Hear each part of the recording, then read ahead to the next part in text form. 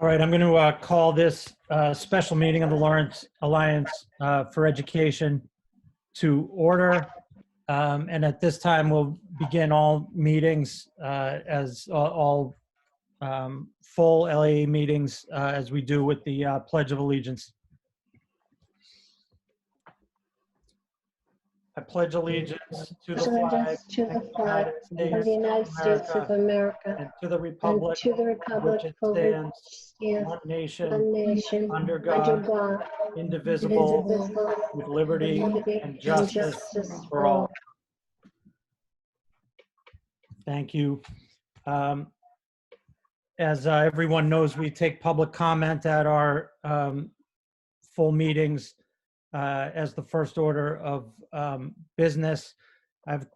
We have created a mechanism where members of the public can send emails to info@lawrenceallianceforeducation.org by noon before we take public comment at our and those messages will be read into the record. We did not receive any emails for public comment today, but that is the policy that we have for all LAE meetings.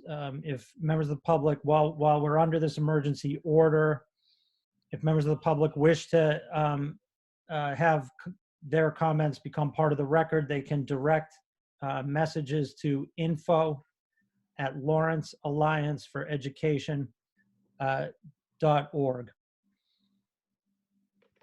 All right, with that said, we will move to the superintendent's report on the agenda. And I want to give the superintendent and the mayor the opportunity to provide updates relative to school closure, and then obviously all related matters given the corona COVID crisis.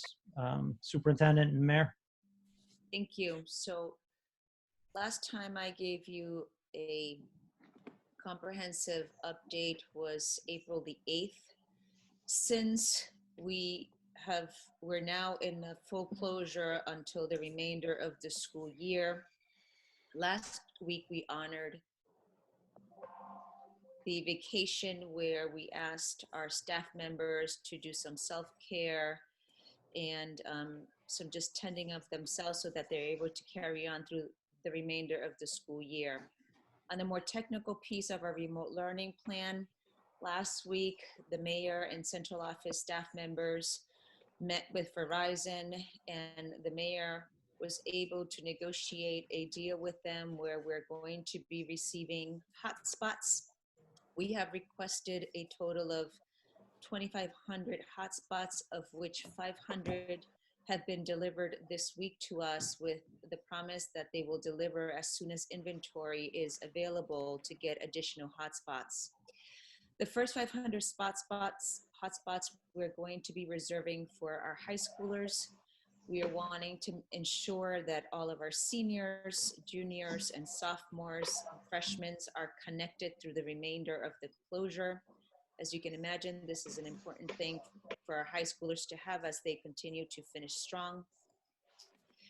We will then prioritize additional families throughout this closure and hope to be able to negotiate other connectivity deals for our families.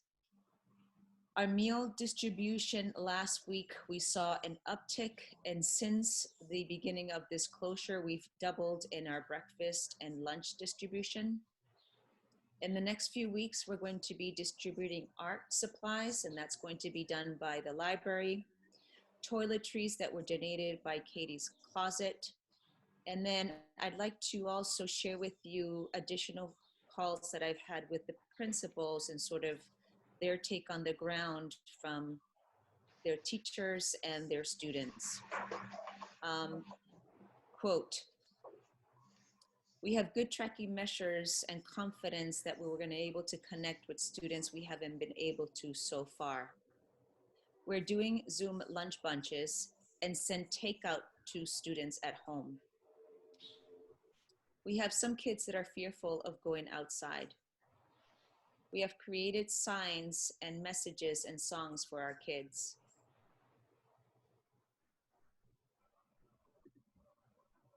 The best part is when parents jump into Zoom and they chime in with questions about teaching and learning. I'm making personal phone calls to all the families who are struggling.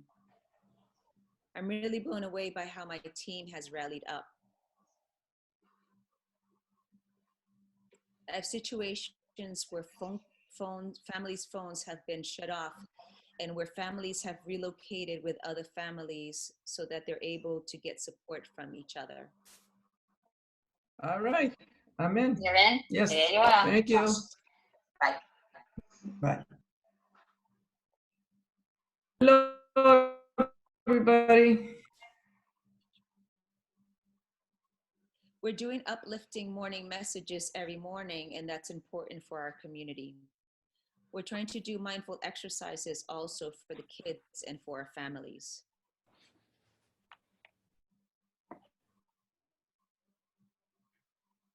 Do you remember that I have 2 children of whom are PAs? One, my son is in the emergency room in New York City, and my daughter works at a local hospital. They share with me all the COVID stories, and some of them are very scary. I'm really impressed with my staff. They have gone above and beyond and continue to work really hard with Connect Our Families. This crisis has brought us closer to them and to our families.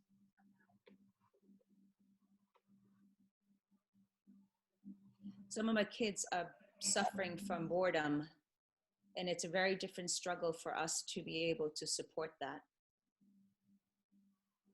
I got a new puppy. Her name is Whiskey.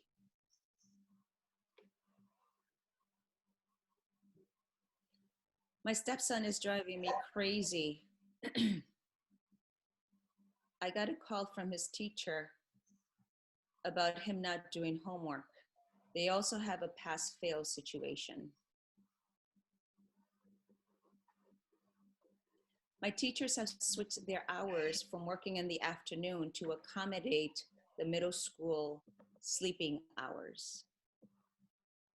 I know that I'm bragging, but I feel really proud about my staff and all the hard work that they're doing.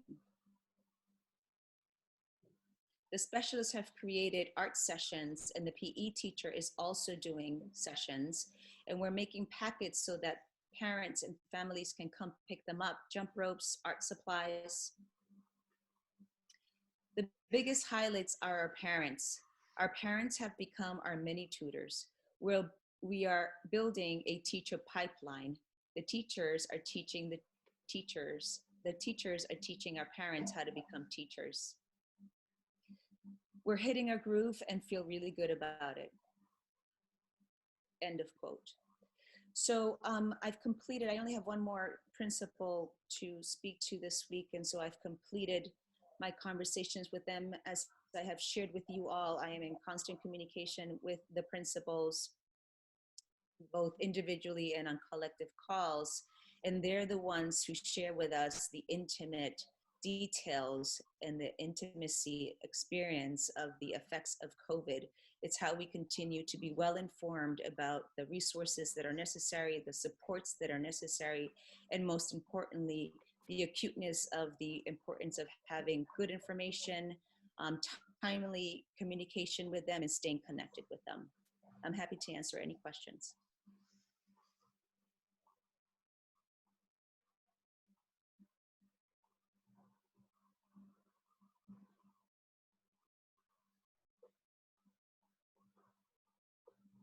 John you're muted, John. All right, thanks. Superintendent, thank you. Mayor, do you want to give an update first, and then we'll do questions to either or both of you? I can go. I guess I should start by saying that today we started a mandatory wearing of masks and facial coverings in an effort to get as much as we can, people protected from spreading the virus. We are consistently in the top 10 cities in the Commonwealth that are currently experiencing a spike in people getting the virus, and we're not doing as much testing as everybody else is doing. So my assumption is that we probably have more, and I say this every night in my tweet when I talk about the numbers, 10 to 25 times the number of people infected are really infected in Lawrence. And so we put out today with the Board of Health, a rule that you have to wear a mask. And it's mask, but it's really a face covering. It's not just, the different type of mask people are talking about. It doesn't have to be this. We're making masks with a shirt sleeve. This is like a t-shirt sleeve like everybody else has in your t-shirt. You just make a mask. But the important part is for people to cover their faces when they're in public places. We do have a $300 fine added to that.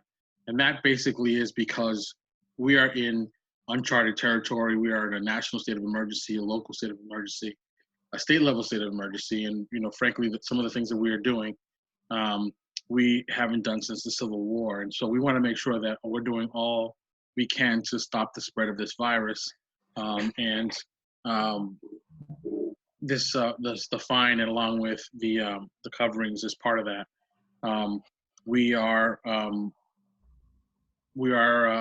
We've been told yesterday that the closure will continue till to May 18th. And I think that what's going to happen after that is it's going to be a staggered opening. And so we're prepared to support all that effort. We do have some things that specific to the school department to figure out. I think if you listen to them, when the commissioner talked about not knowing really how to bring kids back into a safe environment and not create a bunch of little carriers that could either get teachers sick or staff sick, or then go home and get parents and grandparents sick and relatives sick. If you can't really figure out how to do that well, it would make no sense for us to get started. So we're supportive of the effort from the state. At the same time, at this level, we are going to continue to enforce social distancing and enforce the wearing of the masks, along with supporting families as best we can. The food from the schools is such a big part of getting food to people, but other organizations like Green Alliance Community Action Council, Green Alliance Family Health Center, our senior center doing Meals on Wheels. There's a lot of food out there. People should think if they qualify for SNAP, that's the food stamp program, you should sign up for food stamps, especially if you lost your job and you've never had it before. You might be able to qualify to get some food stamps so you can pay some SNAP benefits so that you can pay for the food that you are currently having to figure out how to pay for, along with your rent and the utilities. So if parents, if you're watching, please utilize those services. Please have conversations with your utilities to let them know if you're in harm's way around payment, and your tenant, if you're a tenant, your landlords, and if you're a homeowner, your banks. I think all of those things are very important to do in this environment where there's so much unknown and so much financial insecurity, as well as physical insecurity. So that's my update. Thank you so much. Thank you, Mayor. Thank you, Superintendent. I'm going to give everybody a chance to ask questions if they have any on all things related to COVID, and in particular the school closure update. I just want to cover two pieces. First, one, just Joan, for the minutes, I just want to note that members Custodial Laura, Mariano, Rivera, Rodriguez, Silverio, and myself are present at the meeting. I know Jess Anders said she would try to join, but she had a conflict, and I know our student rep, Joseph Trinidad. I'm here, John. And Jess Nice Anders. backdrop. And then I know Joseph Trinidad has a conflict, but was going to try to join when it was over as well. So I'm going to go with what we've been doing at the prior meetings and the budget subcommittee hearings. I'm going to go in alphabetical order every time with a roll call for people if they've got questions or comments, and then reverse alphabetical for the next question, and so on. So questions related to Lawrence COVID response or school LPS response specifically. Jess Anders.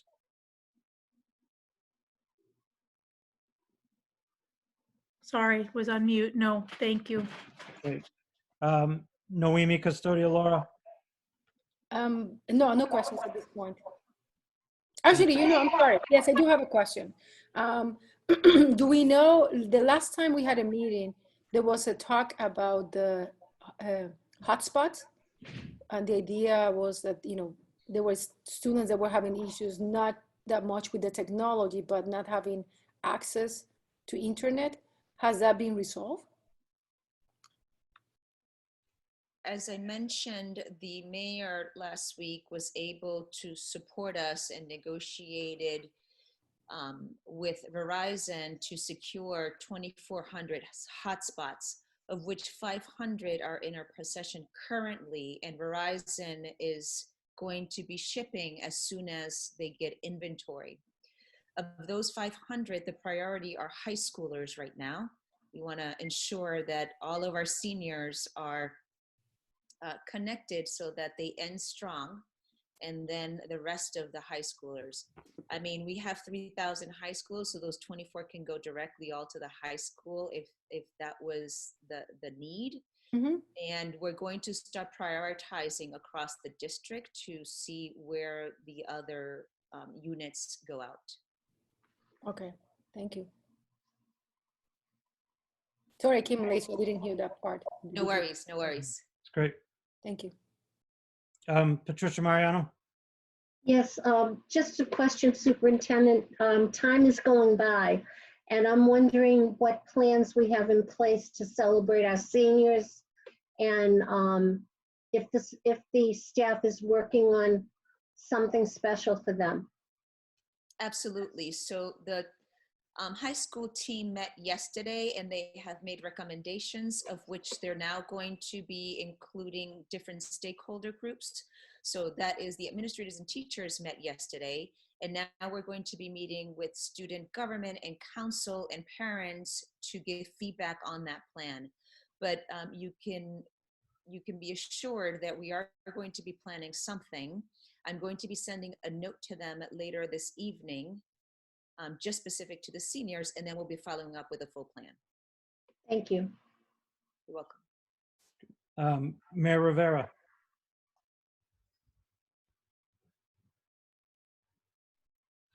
I'm all set. Ventura Rodriguez. I'm all set at this time. Thank you. Julia Silverio. My question to the superintendent, and I know I came in the middle of her when she was going over this. The students, she mentioned there are 2 students who are hospitalized because of the virus.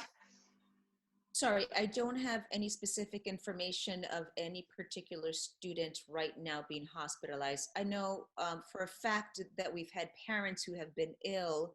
I don't have the specific if any of them have been hospitalized, but not students specifically. Oh, no students, okay. Not that I'm aware. So, but either way, do we have?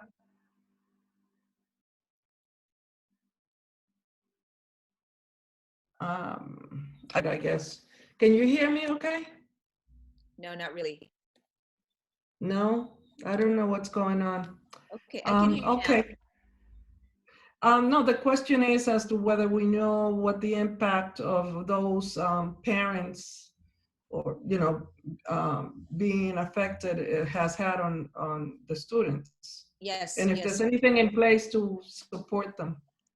Yes, so of the families that principals have shared with me, I have 2 examples. One is really fresh, a mom who was pretty ill, and she's a single mom with 2 students. She was ill for about 10 days. For those 10 days, the school delivered meals to the doorsteps each night. so that the kids just can pick it up. And she made personal phone calls every day to that mom to just, ensure how well she was doing and if she needed anything. And that mom has since recovered. We have had many other parents who have been ill and all have recovered so far. It's good. It's good news. Good to know. Thank you. You're welcome.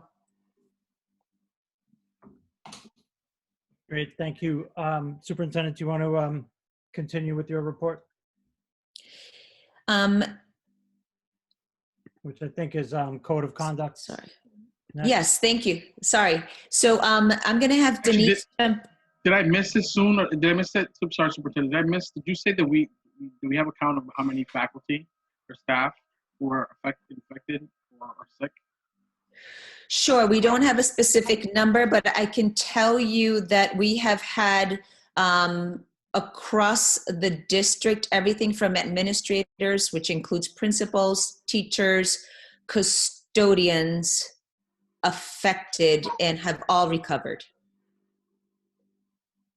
The number that I'm aware of is low, given that they're all working remotely with the exception of the custodians. Thank you. You're welcome. I'm being told that it's about 25, and again, it's in great part because they're all working remotely. Contracting it away from the district.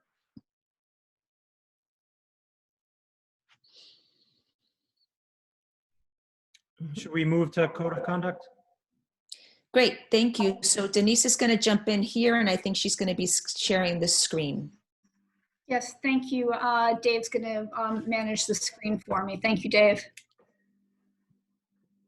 All right, I am excited that we're going to talk this evening about a brief update on an exciting project that we've undertaken this year, and that is the rewriting of our Code of Conduct Handbook, soon to be known as the LPS Students' Rights Code of Conduct Handbook. So if we move to the next slide, Dave, this all began as a project out of a collaboration with the district and the Lawrence Teachers Union that was focused on building a welcoming and supportive climate for all of our students. And you can define school climate literally as the quality and character of school life.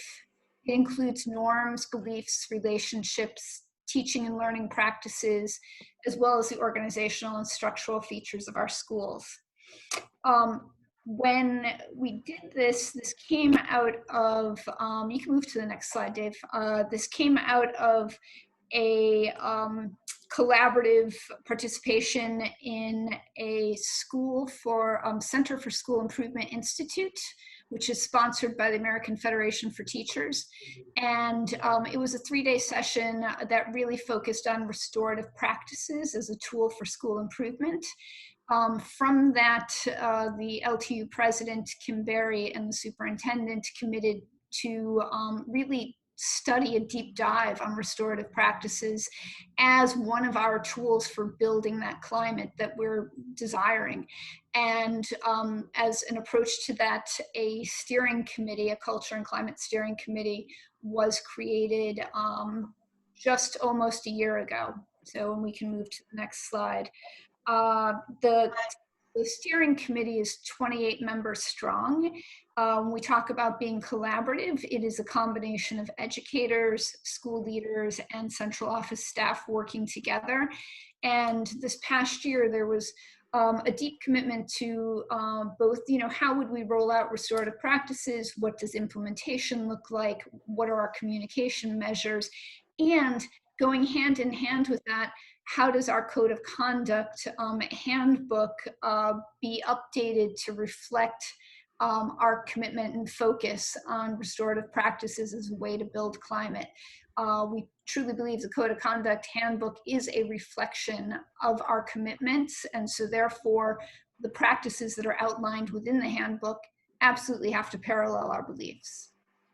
And if just quickly, you can see who was on the subcommittee for the handbook. Again, just emphasizing that collaborative spirit where we had both high school middle school, preschool, kindergarten representation, assistant leaders, school leaders, educators, as well as central office on the team who created the draft. We spent roughly 8 months through a process that included, what were the things that we thought were off track in the current handbook.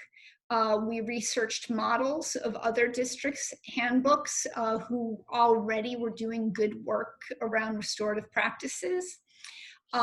We spent a lot of time writing and rewriting and focusing a lot on how we simplify the code structure for the violations of policies and state and federal regulations so that it was easier for schools to identify what were next steps, and it was much easier for families to understand where consequences were being drawn from.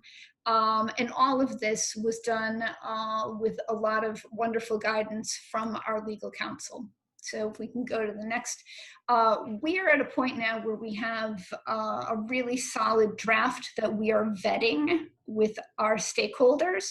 So we did take this from subcommittee to the full 28-member Culture and Climate Steering Committee on April 13th. This week, we are going to be doing a review of the draft with all of our principals and with all of our safety officers. And next week, we will be continuing reviews by holding sessions with students and parents. And then the subcommittee will look at all that feedback, make any final recommendations. And then on the last slide here, Dave, we will come back to you on the 13th. And we'll be excited to share our new handbook with you and walk through what has changed and what it means to us and take questions that you may have. But right now, if you have any questions on this process, I'm happy to entertain. Great.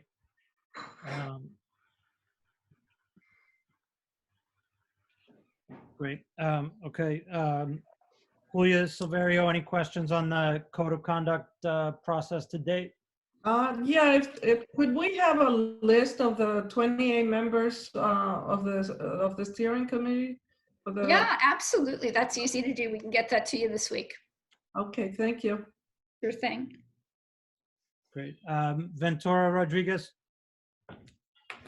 No questions, just happy to see the collaboration and the role of the teachers union and President Barry and just the whole team on this. It just, I think just points to, again, like getting the right stakeholders at the table, and look forward to seeing the document, and also look forward to the feedback that some of our other stakeholders are going to provide. I'm just curious, I guess I take it back. I do have one question, sorry in saying that.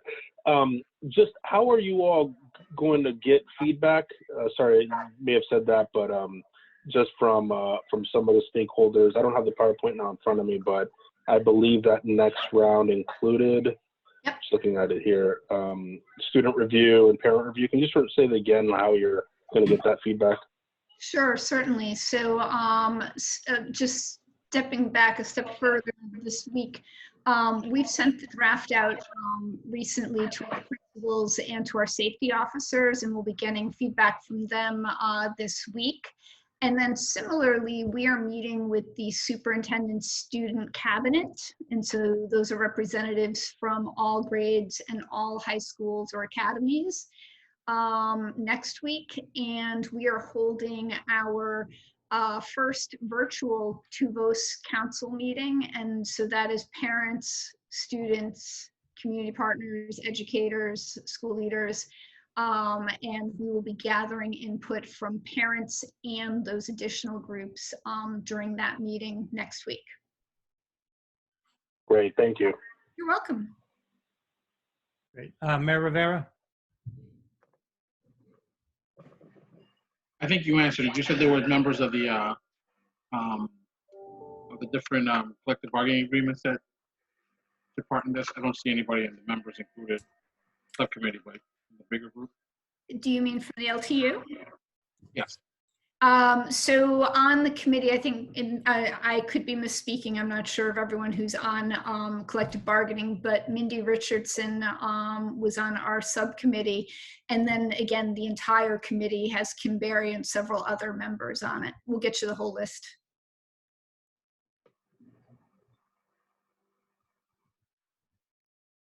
Great.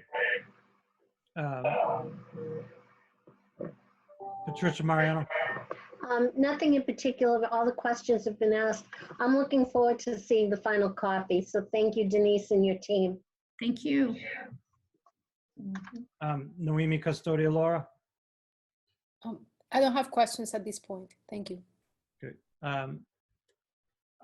Jess Sanders. Yeah, I mean, I think my questions have been asked and answered. I just would want to make sure that there's like a really robust opportunity for parents and students to do a review and weigh in and give their feedback about the code of conduct. So that's all I would want to say. Terrific. Great. All right, thank you all. Denise, thank you. Sure. Greatly appreciate it. And as you said, the next step here is to come back. Yep, with we an will, update. we'll get it out to you with all the meeting prep for the 13th, and you guys will be able to, we'll walk through the biggest changes and what it means for us, and we can take your questions. Great. Thanks, Denise. Sure thing. Superintendent, do you want to keep us moving here? I think the next item on under your report is Oliver School. Yeah, I'm going to have Anne Marie jump in here and introduce the team. Hey everybody, how are you today? We're back in front of you for the preferred schematic report, which is due to the MSBA on May 13th after our requested extension. With me tonight is Deborah Marai, Danny Gerber Latia, Kristen Olson, and Alex Pitkin, both the design team and the project manager team, and they are going to turn this over. We have gone back to the drawing board and have requested an additional addition to the PSR, which we think you're going to be pretty excited about. So with that said, I'm going to turn it over to you, Alex. Right, I'll ask David if he's got the screen share up there, or do I have to grab it, David? Yeah, no, you can just activate it.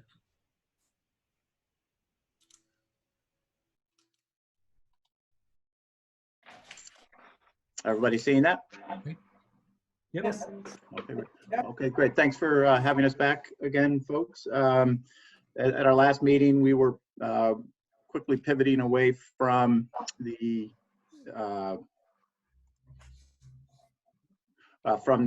Stone Mill site. We knew that we needed to go back to the Oliver site as really the only parcel of land that was in the city's possession and the public schools possession. So we really tried to put on our creative hats and really tried to think about making sure that we could meet the program that would satisfy the excellent educational plan that was put together by your educators and by the leadership. So Anne Marie really already sort of talked about this. Our goal tonight is to show you what we sent off. Hopefully you'll be as excited as we are about some of the things we've been able to accomplish, and we can move forward into schematic design and really start proving these things out and getting the MSBA's approval into the next phase. Just really quick, everybody knows where the site is, just across the Campanile Commons from the City Hall. I'll zoom in on this in a little bit once I run through some of the other particulars, but you can see that we are taking every square foot that you will give us, that will be a critical part of being successful on this site. We'll need to work within your city in terms of zoning and planning and making sure that the Lawrence Historical Commission and others are also accepting of our proposal. And so here are a couple of those bullet points that hopefully you've read before tonight. Why are we back at the Oliver site and confident? What has changed since the last time is we took a slightly different approach. Instead of building up, we're sort of building down into the site, and I'll show you that in a second. There are still some things that we all need to be very aware of. There's not going to be any parking on this site. There's very limited play on the site, although I think we've come up with a couple of creative ways to make sure that we have outdoor learning, which we feel is very important. Obviously, we're very lucky to be nestled between Campanoni Common and the O'Neill Parkland as well, so that hopefully we can take as much advantage of that space for the students as well. But we will do everything we can to provide outdoor learning environments on our site. There is a little bit less separation between UAO and OPS, when we start to fit the program into the envelope, but both principals and all educators certainly understand that this is one community of students, and that is something that we can certainly work around when we get to the next phase. This does put us back into the need to find a home for the students during construction. And we did learn as much as we have fit our program in, and we'll know more in the next phase, but we think there are going to be some compromises. There's going to be a few spaces lost. We've been in direct contact with the principals and the educators so that we are doing the right thing for the students and the teachers going forward. We have been held up a little bit in getting all of our site investigations because of the coronavirus COVID-19 impacts, but we also just got good survey information back. We know more about what some of the issues might be with the soil conditions on the site, et cetera, et cetera. None of those are deal breakers, all sort of within normal range, but that allowed us to feed better data into our cost estimating. And as I had mentioned, we need to work locally with your professionals in terms of the Historic Commission. We do have to file with the Mass Historic Commission as part of this project. And so recognizing that refining the massing and getting zoning relief through the city will be critical. Just really quickly, this is that sort of abstract plan. We spent so much time with the educators and planners when we were doing the Stone Mill study. We learned a great deal from them, and it really established what the school and schools really were looking for in terms of adjacencies. So our thought process when we went back to the Oliver site was to apply what we learned there to that site in a slightly different configuration. And what is most important for you here is to look at the left-hand side of the screen, and you can see just a few spaces that we are kind of thinking that we cannot fit into the program. And so we do know that it's a tight fit, but we're also trying to be very gracious and make sure that the right spaces are next to each other. And hopefully going forward with a little help from the city, if the sort of the property lines really work out in our favor, then we may even be able to fit all of that program in, but we'll get to that next phase in schematic design. I'm not going to go into detail on the floor plans, but certainly ask questions. The key is in that bottom left where we created a basement level, and we took advantage of one of the troubles we were having early on with the site is building a gymnasium, which is a tall space, pushes the program up. And so by pushing the gym sort of down a little bit and taking advantage of the fact that the Oliver historical part of the building already has a lower level, we were able to really tie these levels together in a very kind of dynamic way. So it's not as if kids have to go all the way upstairs. We've pushed it down, and it's basically the same height as where we were with the Stone Mill site. So we did learn some things from that about how the programs would stack. And I think we have a very, very intriguing layout. And I think it's going to be an interesting and really kind of an exciting opportunity, more so than what we had maybe seen in our initial studies for the building. I know this is a section, it's very early on, but it does show the impact of pushing that gym down. Oak Street is to the left, and just sort of the benefits of having just a nice clean stacking of classrooms on that left-hand side above that. And that's been the real change since the last time we were before you. The older kids will, of course, be up at the upper levels so that the kindergartners never have to go that far above grade, nor do the first or second graders. So it's really very intentionally stacked.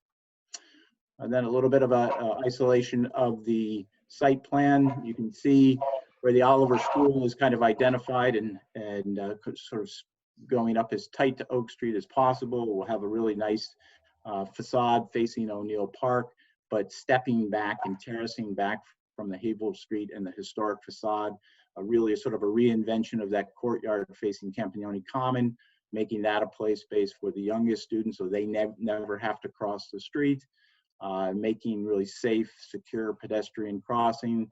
Maybe the city will let us close Oak Street so that we can use that as our bus drop-off zone. You know, we'll explore every opportunity to make sure that safety and security and making the Oliver School an excellent urban neighborhood school. And then just a couple of quick fly arounds of the site. And here you can see facing from the Campagnoni Common courtyard really has wonderful exposure, sunlight. And you can see that we've added some outdoor classrooms on some of our rooftop areas. And that's those are tied into the STEM and science programs. So this is a way to maybe get some students, you know, out into the fresh air. It gets wonderful southern daylight access.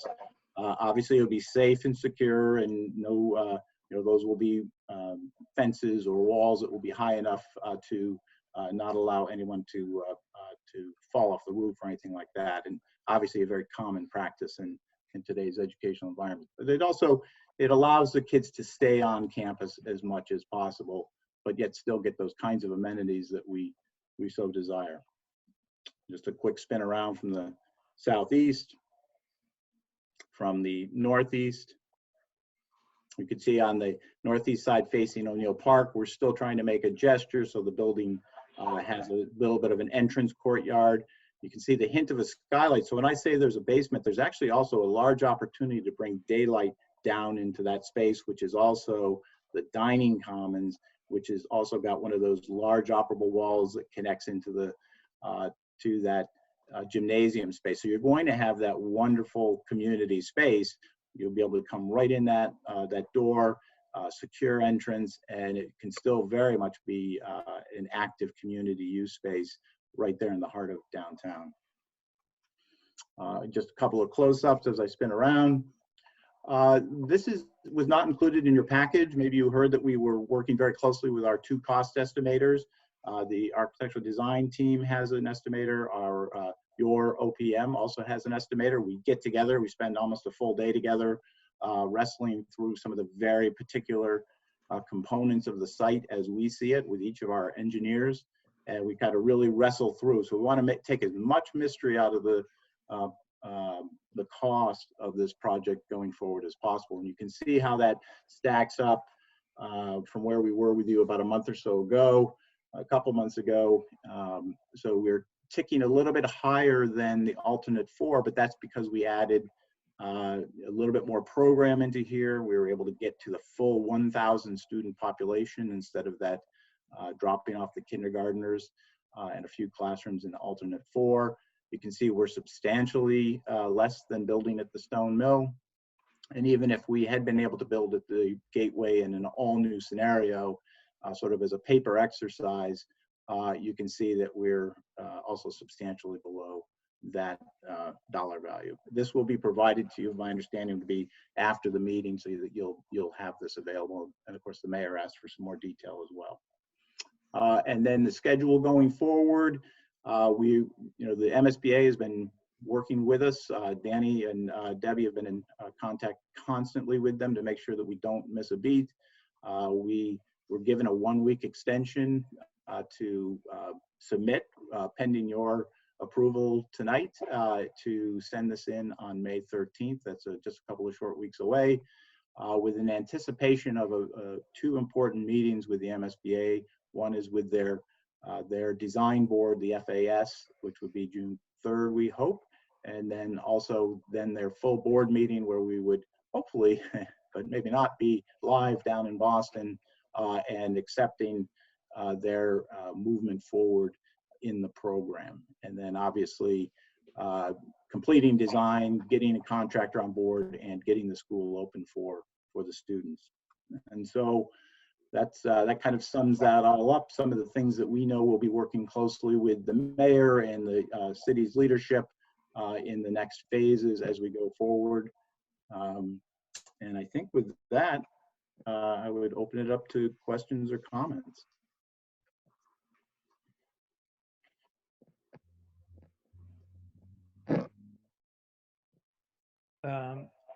All right, so opening up for questions, Jess Anders.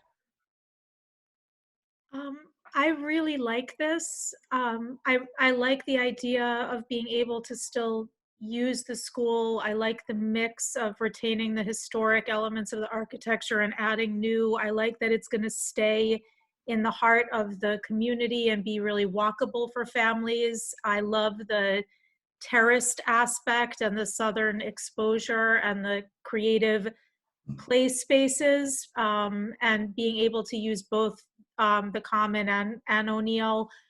I think you guys did a really creative, good job in adapting to, you know, a lot of challenges in figuring out how to do this and how to do it well and give us the capacity that we need. So I'm excited about it. Thank you. Thank you. Thanks, Jess. Noemi Custodia-Laura. I really like the job that they did. I think that is a better option than the other space that we were considering. I just want to hear a little bit more about the basement. That was the part that I didn't understand well. What was the piece about the basement that you were mentioning? In our first iterations of this, we were building up and what, not to get too kind of technical or anything, but we didn't want to create a high-rise construction. The stone mill, which was a 5-story structure, was just under the limits for a high-rise, so that was all very positive. And we thought we had learned a lot of good things about that because some of those spaces were sort of tucked into the grade over at that site. So we kind of came back with a different eye towards this site. And what I was having trouble with the option 4 before was putting the gymnasium at grade level was pushing everything up too high. And we really realized that by putting the gym, and I've seen this in, in other buildings, the gymnasium wants wall space, right? But you always want to bring daylight in up high. So hopefully, I don't know if you can see my cursor or not, but that's the gym volume. And so we'll be able to flood daylight down into that gymnasium space. So it's not like completely buried. And then the same with that skylight component that's sort of in that little entrance courtyard. So we're not trying to create this dark, foreboding environment that, which actually kind of quite frankly exists in the existing Oliver building. We're going to kind of strip all that out and clean that up and kind of reinvent the inside while keeping the beauty of the exterior of the building. Does that make sense? Yes, and we're still within budget. Well, that's for you to tell us, right? We've given you the numbers based on what we're seeing and some of the complexities and all of that. Okay, well, thank you. Yeah. Great, thanks. Patricia Mariano. Yes, thank you. I was wondering if you could go back to the slide, the Oliver School Program of Spaces. That one there. Now, can you, it's difficult to see, but could you specify what isn't included as far as learning spaces? Sure. So what we learned, I'm going to start over here. You can see, can you tell that they've got these little students and this is the population, right? So that was a big part of our conversation, was to make sure that Lawrence, which has got 2 projects with the MSBA, was going to be able to get to that full population of 1,000 without being crazy about it. And so what we learned in the stone mill was that we have a 5-section, sort of 5 groups of classrooms at each grade level, other than the kindergarten. Kindergarten really is in that older part of the building. We could only fit 4, but it at least helps to matriculate students into the building. We know that we don't have a traditional media center. Those things are changing in education today anyhow, so we thought it would be better to bring those resources right to the grade level students, and that's what those orange spaces are in the middle of these sort of grade level cohorts. So when you go over to that left-hand side and the Up Academy, we were losing an English language learners classroom. We were just having trouble fitting that, and also getting the first grade media center. So obviously we were recognizing that the youngest age groups, we've got other programs in there to help satisfy that. We're also talking about the Newcomers Academy, and maybe that will roll in and serve as some of those EL student classrooms. So, and then a couple of small group rooms, which, you know, the educators, we were talking a lot about the benefit of what's called push-in and pull-out spaces, and we really wanted to, or they really wanted us to focus more on larger, more flexible spaces wherever possible. So that's, so taking some of those small group rooms out of the mix was not seen as detrimental. So, you know, that some of those things kind of shake out any time you go through this process. And then on the middle school was much tighter on the upper floor, and still remains a little bit tighter in terms of making sure that our adults and students are connected. And so I think that's an area that we really will be focusing intently on in the schematic design phase. All right, and on the next page, where the middle school is situated, it's very difficult to read the grade levels at each spot there. Oh, okay. Is the admin office, admin suite with the middle school? So that was Can you exactly point to where that's located? It's they're right directly below it on, this is, if you can see on the bottom right-hand side, the first floor. So we're anticipating having the lower grades enter off of Haverhill Street, and then perhaps, or everybody off the buses off of Oak Street. But then we also have a secure entrance, you can see here off this lower level, and into one of our upper level dining commons. So there's a controlled entrance there, and that's got a suite of administrative spaces that serve the middle school, whereas the UAO's administrative spaces are off Haverhill Street on that lower level.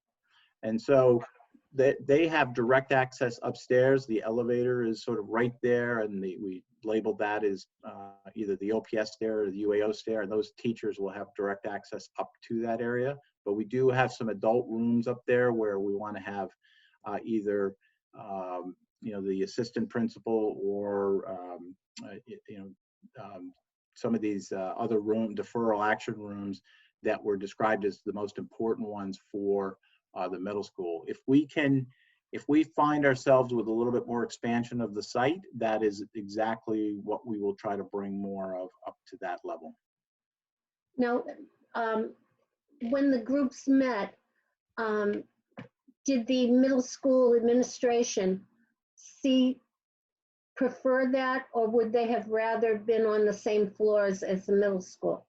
Oh, they would definitely like to be up there. They recognize that they still also need some control. So we talked back and forth. We actually changed this in reaction to their comments just last week. Okay. All right, thank you, John. Thanks, Pat. Mayor Rivera? You know, I just wish that I would be on this panel and not be mayor at the same time, because I do absolutely love this design. And you know, we learned so much about how beautiful a place this home would have been. And this has been one of like really bright spots in my time as mayor. But to rain on not the custodial Laura's parade, this is definitely not on budget. Mia, you're all broken up. How's that? Better. And so not to rain on Dr. Custodial Laura's parade, this is definitely not on budget. This is probably about $15 million more than we are, you know, we're healthy enough to spend on. And so unless we value engineer a ton of this, we're going to put ourselves in a tight spot and it's definitely going to impact the rollout of the LAE. Again, I know that's not the decision before you, but I really do. I'm going to abstain on the vote. I'm a member of the committee. I would have abstained from the committee as well. But I think that I don't want that to be seen as I don't want this project. I do want this project. I just think we need to go back and sharpen our pencils about the cost of it. That's not what's on the table for you guys to decide tonight. But I do love this design and I do support it. But I'm going to vote. I'm not going to vote against to just make my vote known that I was here. But in other ways, we're going to figure out a way how to pay for it at the end of the day. We'll go back and sharpen our pencils together. Excuse me, but is it just me or are we having difficulty hearing the mayor? I'm having issues too. I think we all need to mute in theory, except for whoever's talking. Yeah, Pat, can you try muting if everybody can mute except for the mayor? And we'll see, because we are getting feedback.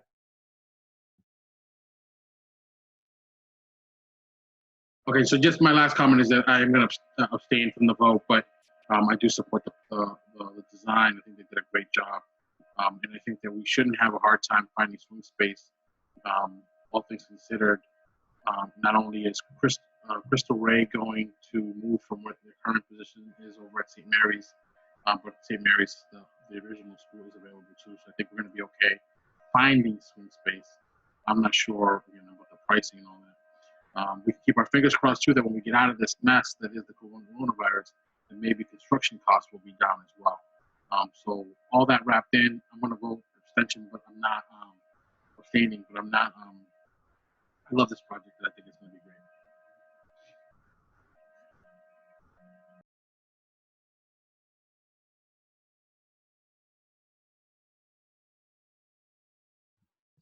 Okay, thank you, Mayor. Ventura Rodriguez? Yeah, thank you.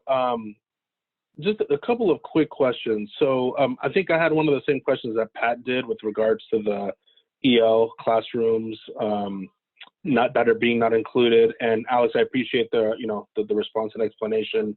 And for this one, I guess I just leave it up to you all working with the superintendent, the school department, just to make sure that the programming and the space that is most needed and is prioritized. Like I leave it to you all. Like, given our number of language learners, I know that, that's a big priority for, that's leading the design of this. So I appreciate the response that you gave to Pat and, don't need an additional one, but just wanted to, sort of underline that as well.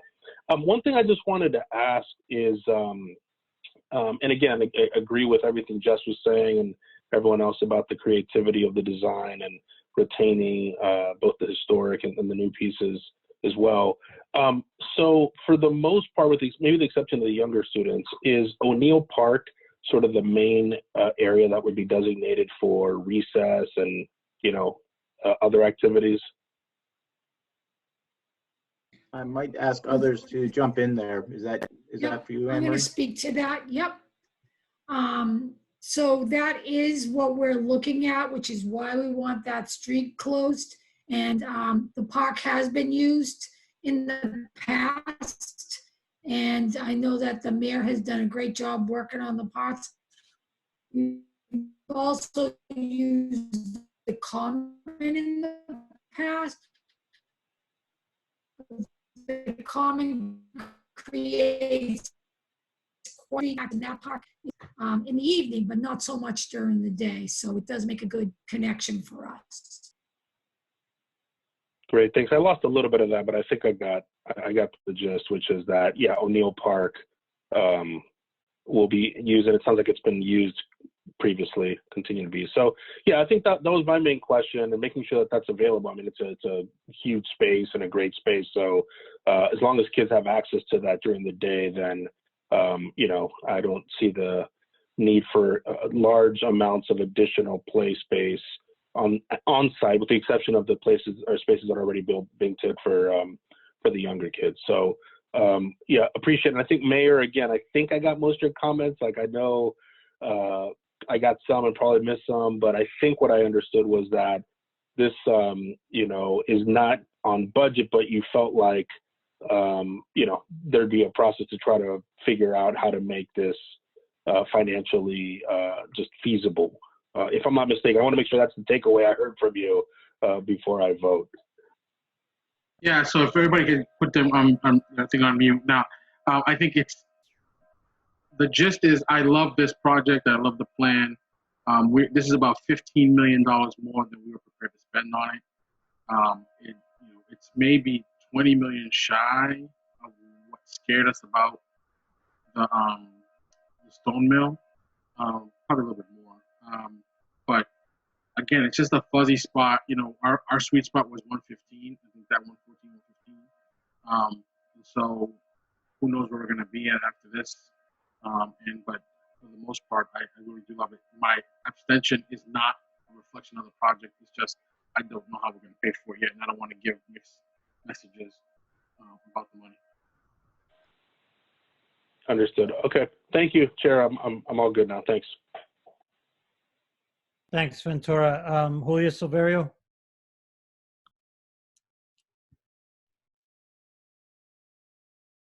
Thank you, John. Yeah, I think we all agree this is a great plan, considering, you know, what we were looking at before. And I just have to make a comment that it's funny how creative we can become when we run out of options and we have to work with what we have. But this is awesome. I have a couple of questions. I know that the mayor just mentioned that if we had used the stone mill, it would have been $20 million less. Is that correct, what I understood? It would have been probably $20 million more if we hadn't run into any problems. But if we had probably run into any problem, we had run into problems, it would have been more than that. Do you have the schematic there? Over the 131 that we're looking at now. I was comparing to the 170. It was alternate number 5 on the screen. I think you can see that. That was at about 176. Okay, I'm having a hard time because of the size, but it's okay. So it would have been over that amount. Yeah. Correct. Okay. The other question, in looking at these, we are not looking at purchasing any of the abutting properties to the school. That is Everything we've shown correct. is city-owned parcels at this point. Yep. Okay, so that's good. Do we anticipate any issues with the historical commissions when we go before them? It's always tricky to predict. It's always a different lens that they're looking at the world through, and that's not being critical. It's what you want your historic commission to be fighting for. We haven't had an opportunity to circle back around and have that conversation yet. So, but you've taken into consideration fairly anything that they might, come up with in terms of what is visible right now. Yeah, it was, our initial conversation, we really did, we honed in on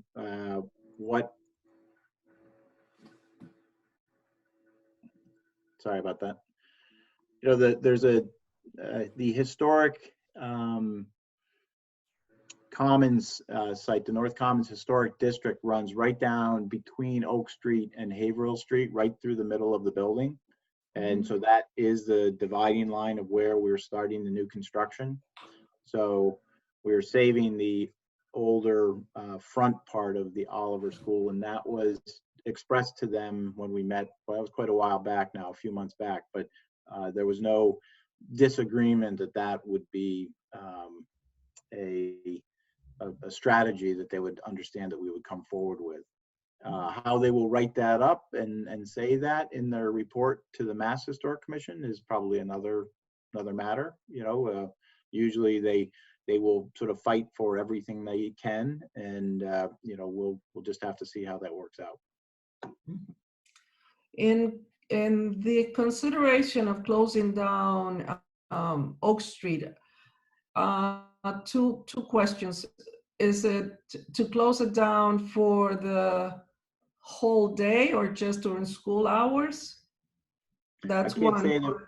I can't say that we've had any conversations on it. It was just something that we've talked a little bit about, that it might it's a narrower street, obviously, than Haverhill Street, that it gets a little bit less traffic, but obviously it does have some impacts to the immediate abutters. And I can't tell you what the final solution of that will be, but that's one of the things that we will sort out in the next phase.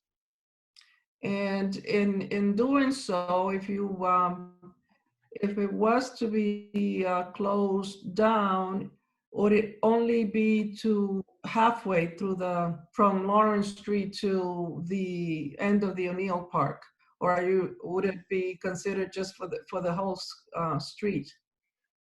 I think there needs to be access to the back parking lots there. So I think we would obviously, be recognizing the need for probably that parking for O'Neill Park as well. So I'm sure there would be lots of access down that street. Maybe it would just be during school hours or something of that sort, to be determined. Right. Yeah, I think that that could work, especially because on the if you look at the right-hand side from the front of the school building, there's a lot more activity in terms of parking from the residents in that area. So that would greatly impact those residents having access to their apartments. And I believe one last thing that I have was, and maybe the mayor can answer this better. Was there any consideration given to utilizing the either tearing down and using or rebuilding the Holy Rosary School building for this project? Like you spoke about not having parking, which is right now is the same situation. There is no parking there, but where the Holy Rosary School is a couple of blocks from there and has a lot of time that it has not been used. Maybe this could be a good time to put that into use along with the renovations of the school. Yeah, it's we have you talk about making that parking. Either parking or, you were talking about, they've already included the gym, but that would have been also a great place to have a place for activities for the kids and parking for the teachers. That's interesting. We did not, the footprint was so small that I think when we were looking at the greater map of the area, that we just kind of went over it. But as an annex to that's interesting, as an annex to the Oliver, it's really not that far across the common. It might be something to look into. I know the plans are already in place and we all agree that we all like them, but it's something to consider, especially if the team working on this is not familiar with that site and it's not far away from. We did study that when we own did it. the master plan a number of years ago. So we were familiar with we do know that it is a very tight parcel of land. Mm-hmm. And the city owns it and it's just vacant and creates a lot of issues for the city. So this might be a great opportunity to utilize that. Sure. So those are just my comments. I'm really happy and I'm glad that you were able to find a solution to continue to use this location, because I think that's a great location for the school, and it complements everything around it, especially with the new design that you guys have come up with. Thank you. Thank you. Thanks, Julia.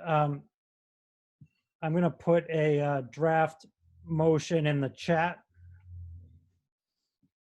And I'm going to say at this time that the Chair would entertain a motion to approve the submission of the preferred schematic report to the Massachusetts School Building Authority, which preferred schematic report was presented to the Lawrence Alliance for Education at its February 2020 meeting and subsequently revised in accordance with the presentation at this special meeting dated April 29th, 2020. Do you need a vote? I need someone to move Mr. that. Chairman, Yep. Mr. Chairman, Yep. could I offer a friendly amendment? I know I'm not a voting member, but You can the, suggest that we take one, yeah, for sure. the actual report is not, as we gave it to you, there's some tightening up that we have to do. There's no substantial changes. That would have to be with the final approval of the mayor, who's the chairman of the committee, and myself for the sign off to go to MSBA, if that's okay. Yep.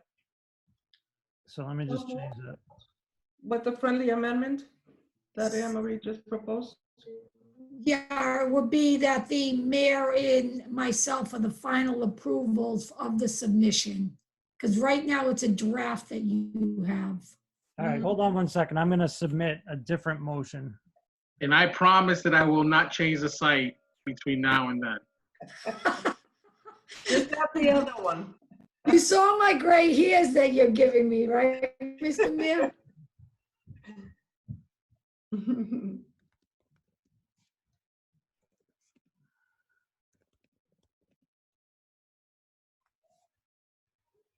We can't hear you, John. Yeah, hold on one second. I'm just going to make this change.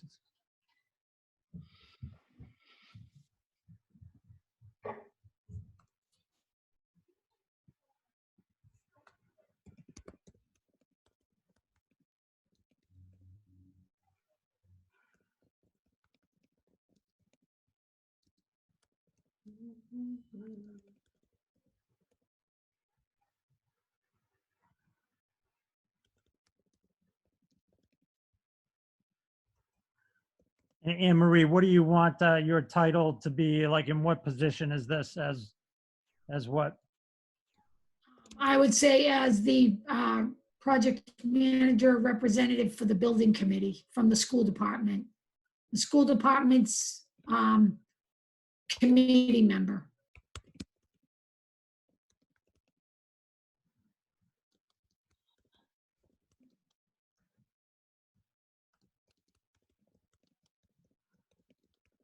Thank you. The Lawrence Public Schools representative on the building committee? Yes. All right, I'm going to circulate a second draft motion to approve the submission of the preferred schematic report to the Massachusetts School Building Authority in substantially the form presented to the Lawrence Alliance for Education at its February 2020 meeting and subsequently revised in accordance with the presentation at this special meeting dated April 29th, 2020, which report is subject to revision and final approval by the mayor of the city of Lawrence and by the Lawrence Public Schools representative on the building committee. Does that work? Yeah, that works. All right, I had, Julio, are you moving that? Yes. The motion is moved by member Silverio. Do I have a second? Second. Seconded by member Custodia. Laura, Joan, could you call the roll on this? A yes vote will be to approve the motion. A no vote will be to reject the motion. Yes, I will. Thank you. Thanks. We'll start with Mayor Rivera. Abstention. Mayor Rivera. I think he abstained. I Joan. abstain. Oh, I'm so sorry. Okay. Do you hear me? Apologize. Abstain? Now I hear you. Okay, Julio Silverio. Yes, and John, while I'm here, I think Jess left, but I think she gave her approval as well on this. Yep, I saw that. Yep, thanks. So Jess Andrews is yes. And we have Dr. Rodriguez. Yes. Patricia Mariano, Yes.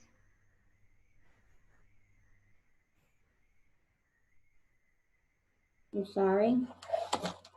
Miss Custodia Laura, Yes. and Chair Conley. Yes. So we have, Joan, I'm going to ask you to read Jess as not present. There is a way to vote by proxy, but I don't want to get bogged down in that technicality since we've got 5 votes. okay, so I'll put her as absent. But could you read to me the count you have just to verify? I have Mayor Rivera abstaining. And then I have Ms. Severio, yes. Jess Andors is absent. Dr. Rodriguez is yes. Patricia Mariano is yes. Noemi Custodia Laura is yes. And you is yes. So 1, 2, 3, 4, So we have, 5 yeses, 1 absent, and 1 abstain. great. Joan, thank you. So 5 in the affirmative, 1 abstention, 1 not present. The motion carries 5-0. Thank you. Just a point of parliamentary procedure. Yep. Do we just need a majority of those present in voting? Or did you need a supermajority in the matter? No, I believe there's only a few instances where we need supermajorities here. So unless it's subject to some rule at the MSBA, which I haven't been informed of, then I think we're fine. They would have told us. Yeah. Okay. Great. Thank you, everyone. And thank you, Anne Marie and design team. Superintendent, anything else on your report? No, not at this time. Great. All right, moving to report of the chair. We are taking up an update on the Student Opportunity Act. So I'm going to just sort of update you on where we are since we last took this up, and then I'm going to turn it over to the superintendent and her team. I think as you'll all recall, at our last meeting, what we had agreed on was that we would request guidance from DESE, given that we were going to move the completion of our outreach process, particularly as it related to students and families, to the late summer, early fall, to run in tandem with the turnaround plan outreach to students and families, with the deadline for SOA at that point unclear, that we were going to request from DESE that we submit whenever the submission deadline was made clear, and that if that was prior to completion of our outreach process, that they give us the opportunity to amend it if anything in the outreach process indicated we needed a change. What subsequently happened was that DESE set the new date at a floor of they would accept submissions as early as, and I believe, was it May 1st, Superintendent? 2 weeks from now. 2 weeks from now. And it was an as early as. They would accept submissions as early as that, as the date in May. And I'm sorry, it escapes me right now, but it's like May, somewhere, May 7th. May 15th, John. May 15th. Thank you. Oh, hey, we've got, I should have just gone right to you, Ventura. You have the state, yeah. So it was as early as May 15th. Now, to be clear, that's an as early as. They have not issued additional guidance on any end date. It wasn't as early as. Superintendent and I followed up with a couple of conversations with DESE, in which we were advised not to submit it on May 15th, but to wait for additional guidance. I think at the same time in those conversations, what was recommended to us was to finish preparation of the application and be ready to file shortly after the additional guidance comes. I don't have any sense of time frame on when the additional guidance will come, but I would suspect that it will be in May or June. And what I can also sort of relay is the reason why it's been recommended that we wait is that I think what DESE's waiting on before they issue additional guidance is to get more clarity on the state of school funding in Massachusetts, given COVID and the state of school funding, as we all know, nationally in terms of, it's going to implicate both state funding and federal funding that passes through. And that DESE is trying to get a better sense of that before they issue additional guidance on when to submit SOA, because at this point, it's unclear what the funding situation is going to be, which we all know. So if I put this in a nutshell, it's this. DESE's recommendation is finish everything you can on your SOA application right now and be ready to file sooner rather than later, but don't file yet because we are trying to get a better idea of the fiscal picture as it relates to funding Lawrence next year and as it relates to SOA funds specifically for next year. So what the superintendent and I agreed on in discussing this was to come back and have LPS present what they have right now on their application, get feedback from us tonight, and then we'll see where we stand with that, and we'll make a determination, in May or June about when we would vote or if we would need to have an additional hearing, but that we want to keep this process moving so that when we do get additional guidance from DESE, we're in the best position to file the application as soon as recommended.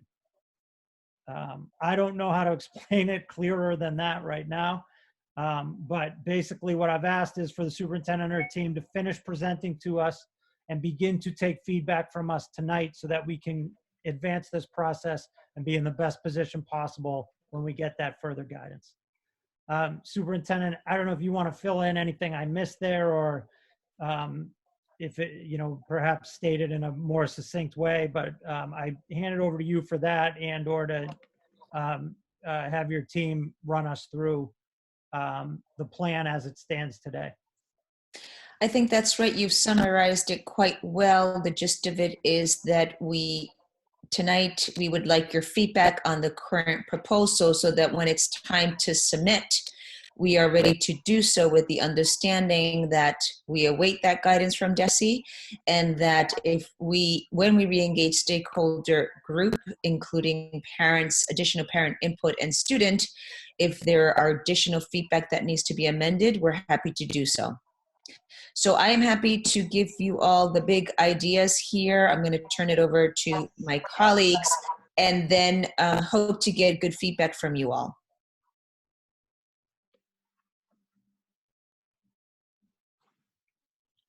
Okay, Cynthia, this is Mary Toomey. Would you like me to jump in now?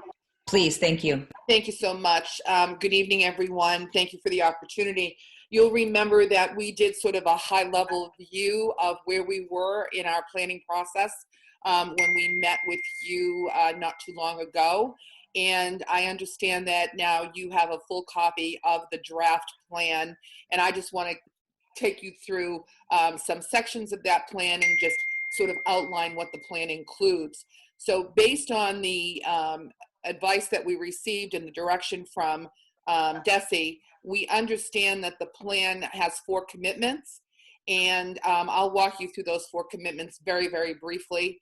The first commitment, as you can see, and if you have a copy of the plan, which I believe you do, just on page 1 here, talks about focusing on the student subgroups. We talked about that in detail the last time, so I think everybody understands that for our work. We're focusing on this. Mary, can I, Mary, you're doing great. I just want to hold you up 1 second. Sure. Superintendent, do you think we could share the document maybe through your use there? Happy to do that. Great. And I don't, for members, like Joan sent this out last week, so you can probably call it up on your own on your computer, but why don't we get it on the screen just for the sake of the public discussion? Is that something that David is doing, or you need me to do? It's up. It's all set. Okay. Right. I'm going to just continue to go back to my screen. Just give me a second here so that. Thanks, Mary. I appreciate it. Yeah, no worries at all. I just, easier for me to see it a little larger if you just give me a moment here.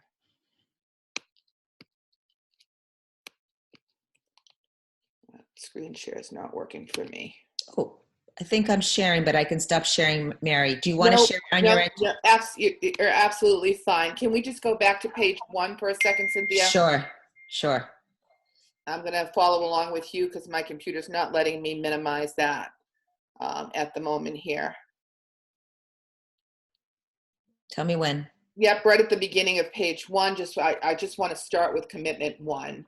Okay, and there we go. So this commitment again is just about the subgroups, and we talked about this the last time, being that the subgroups we are focusing on are the subgroups of English learners and student with disabilities, and for obvious reasons.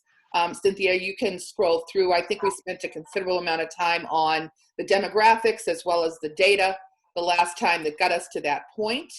Commitment 2, let's stop here for a second now, right where you are, Cynthia. This is like the meat of the plan. Talks about using evidence-based programs to close gaps. So DESE provides us with a list of suggested evidence-based programs, and they ask us to consider which programs we're going to use that is going to best not only just kind of close these gaps of achievement, but deepen the work that we're already doing. That's an important consideration, that this plan doesn't just come out of some brand new place, that it talks about deepening the work that we're already doing. And we talked last time about the stakeholder involvement and what it was that we were going to consider when we reviewed all of that information. And so the 4 priority areas that you see there, listed Roman numerals 1 through 4, those are the big buckets under this commitment number 2 in terms of programming. So really focusing on that inclusion and co-teaching model for both of those subgroups and what that will mean. Number 2 being a huge one for us, increasing personnel, FTE services around holistic student needs. We talked about the mental health, the behavioral health, the emotional health of our students. I know that at one of the meetings recently, we talked about the need for expanding school counseling, school adjustment counseling in all of our schools, and particularly at the high school campus. We want to set that up as a priority for obvious reasons. Number 3, to support educators to implement highly aligned and quality curriculum, and along with the PD and the resources that go with that. And then finally, improving facilities so that our environments are safe and healthy and they support the learning that goes on. The next part of this is high-level budget in terms of how it shakes out. So we also gave you a 1-pager that just kind of lays the budget out in very high-level terms. Obviously, we have very specific information about the budget. We can share that with you the next time. But they allow us to come up with a minimum amount of the Chapter 70 funding that will come out of SOA that's been allocated, should all of the SOA funds be allocated in the end. And then also a maximum amount of this funding that we can allocate toward ongoing expenses. So that number has been defined for us. We don't pick that number. The maximum amount that we can use for the ongoing expenses is just over $5 million. We've built that into the budget as contractual obligations, benefits moving forward, etc. The balance of that budget, just over $16 million, is divided out between these 4 priority areas, as you can see in the next chart. Here, the co-teaching, the increasing personnel and supports, adopting the curriculum and the PD, and then finally improving the facilities. And then many more pages of this plan really detail exactly what's going to happen for each of those programs. I think we can go through that. Cynthia, we can move along. If folks have specific questions to any of these sections, we can come back upon them later. There's a lot of detail in here. It talks about what we've done leading up to this point, what we hope to do as a result of SOA to deepen. Let's keep going so that we get to the next commitment, because many of these pages are just explaining in much detail what our plans are and what we're going to do, and there's some data that supports the reasons why that's happening and why we think that that's important. There's number 3 of the priority, and then we get to number 4, keep going until we get to commitment number 3.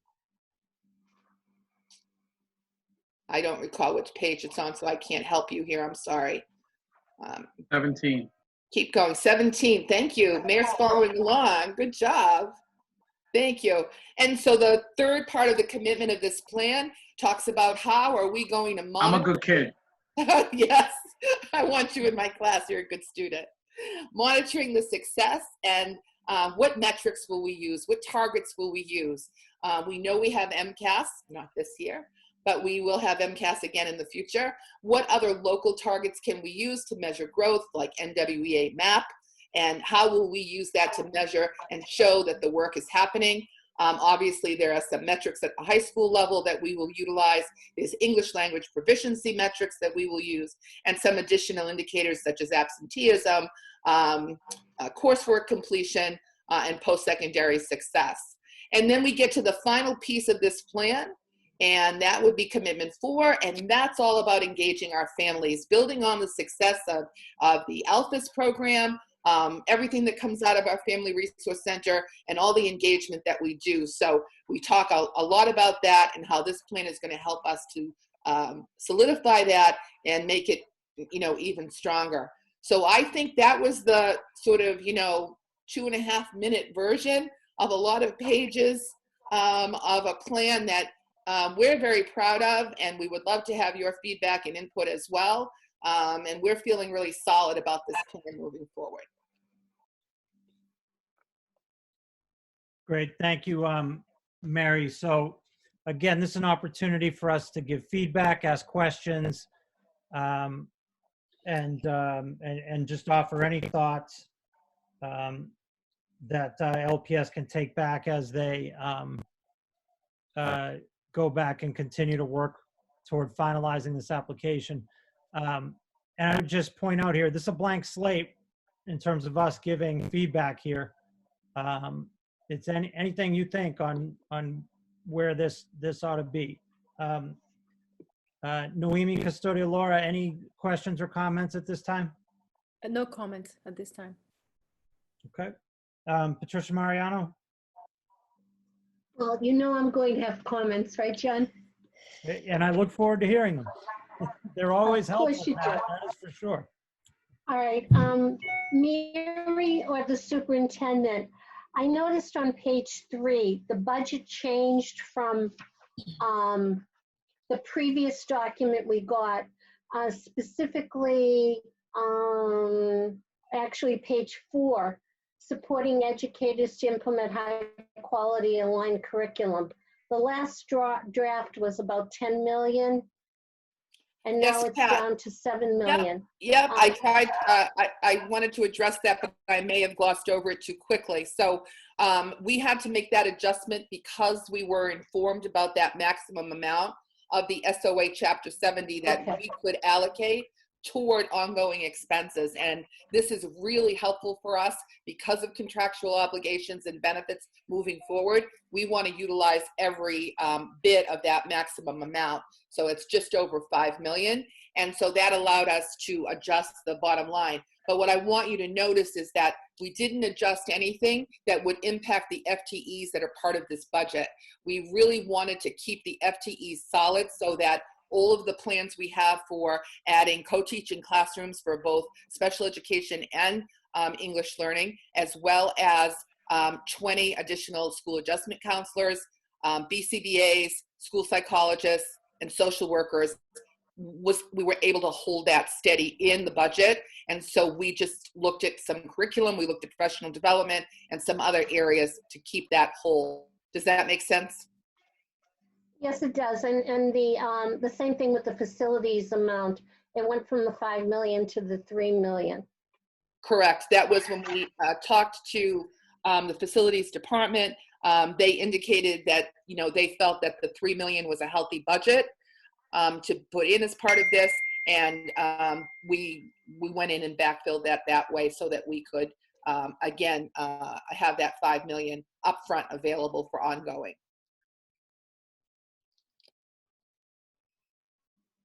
Okay, Mary, thank you. You're welcome. If you give me a moment, John, I just like this, I thought about this prior to your statement when we began discussing the SOA plan. And I'd just like to read to you a couple of things. I believe the board knows how I feel about this plan and the impact it will have on the district. I have read and reread it so many times that I honestly feel I can recite some of it by heart. Seriously, though, I have also struggled with the need to prolong the submission by engaging more stakeholders. I've come up with some conclusions.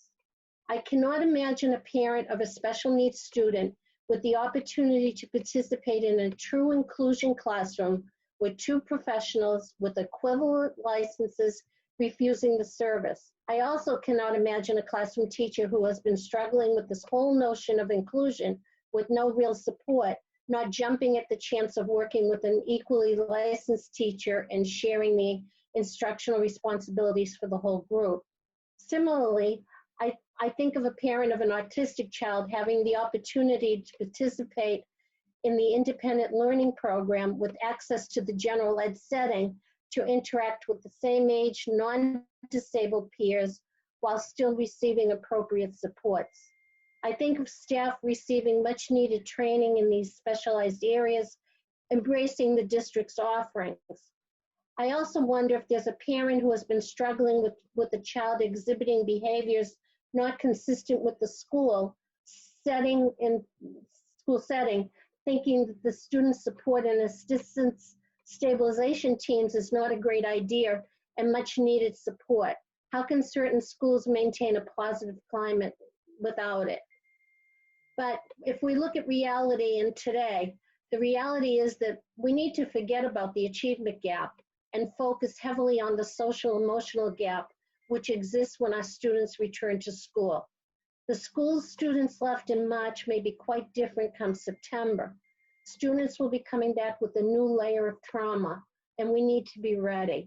Our staff needs a new set of skills in their toolbox to help our kids transition back. The uncertainty of the state's financial status cannot stop us from moving forward and submitting our plan. Should partial funding come our way, then we use that money to focus heavily on that social emotional gap. And I really hope that the board will support the submission of this plan without hesitation for the kids and the kids coming back. And I thank you, John, for giving me the opportunity to share my thoughts. Thank you, Pat. Appreciate it. Mayor Rivera?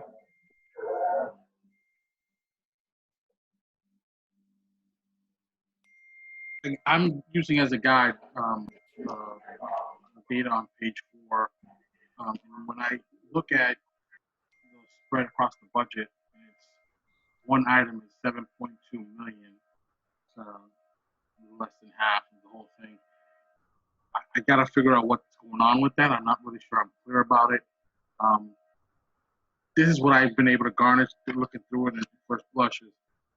It seems like it's money for curriculum consulting, money for pay for teachers doing professional development.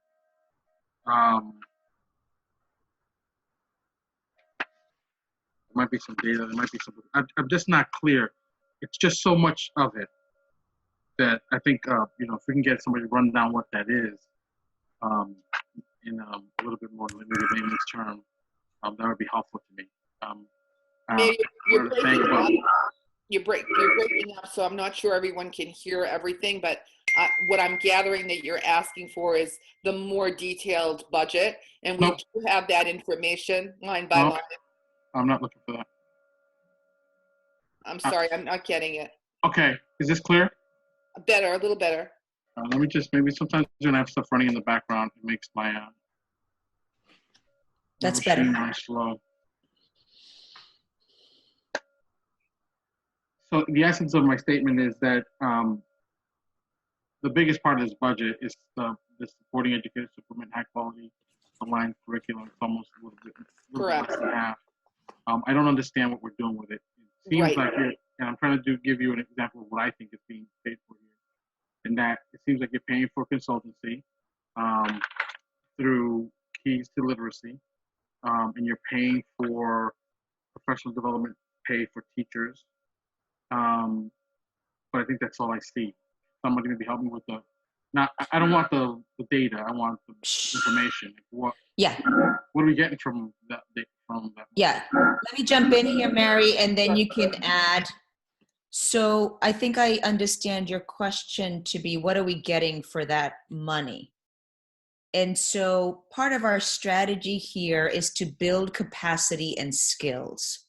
It's a parallel track where we are building the skills of the educator in order to meet the needs of our students. To do that, we need some internal and external expertise to be able to develop those skills. So we will be engaged with organizations and partners that we trust are highly skilled and have that level of expertise to build the skill sets and the capacities of our current staff. Because the strategy is to be sustainable. This funding is a 7 year, 7 years we think, minus, plus, we don't know. And so the wisest thing for us to do is to ensure that the folks who are on the ground consistently in front of our students have the skills that they need. Is why you will see the heaviest amount of funding towards that right now, and is what the teachers are craving as they continue to better analyze the needs of our kids as they're evolving, as we continue to see different things in the experience of our students. And so that breakdown, we're happy to do that, but I think you're asking for the bigger picture here, which is what is this money going to get us? It's going to get us better workforce. It's going to get us teachers that are better equipped to support the needs of our kids. That's exactly what I was looking for, and I don't need more detail on the budget. That's appreciated. I don't need that. And so, is there, as part of this plan, a retention piece of it? Once we make these special forces of teachers, keeping them on hand and that stuff. Because my again, and I know this is only the first piece of the multi-year funding, and so maybe next year there'll be other stuff that we're going to do with the next 20 million. But that, is there something that's going to hold this force that we're going to spend $7.2 million on in Lawrence? Yeah, what we know from the research that working conditions, there are a couple of things that support retention and then recruitment of staff. So for retention purposes, one of the first things that teachers will tell you, and we learned this in my first year when I did entry, is that support is the number one thing that continues to keep our teachers in the roles that they're in. And support includes high quality professional development. It includes high quality feedback from their principals. It includes collaboration opportunities from their peers. So those are the types of supports that our teachers have identified as support, and that keeps them in the roles that they're in, as an example of retention. We know this to be true because we collaborated also with LTU and we've partnered with them, and these are the things that they continue to say that the teachers need, they expected actually of us. And so those are the opportunities that we want to continue to give them to keep them here. They want to feel like on the cutting edge of any newness or anything that they need to deepen in their skills.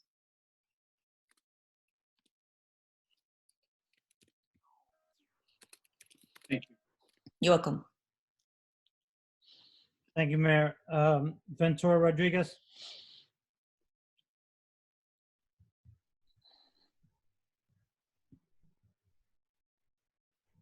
Okay, can you all hear me now? Yep. Sorry, I'm juggling my phone and computer. Thank you. I mean, you know, I think a lot of my questions have been raised. I just had a few though. And maybe I missed this, I'm sorry. Is there a list somewhere though of like the proposed FTEs? I've seen it in the document, like adding some, but is that somewhere and I'm just not seeing it? It's itemized in our actual budget plan. It's within the narrative. You can read through Right. it, and it does give you. And then even in that box that the superintendent was just showing on the screen, where we had the money broken down by program, Right. the FTEs are listed in there too.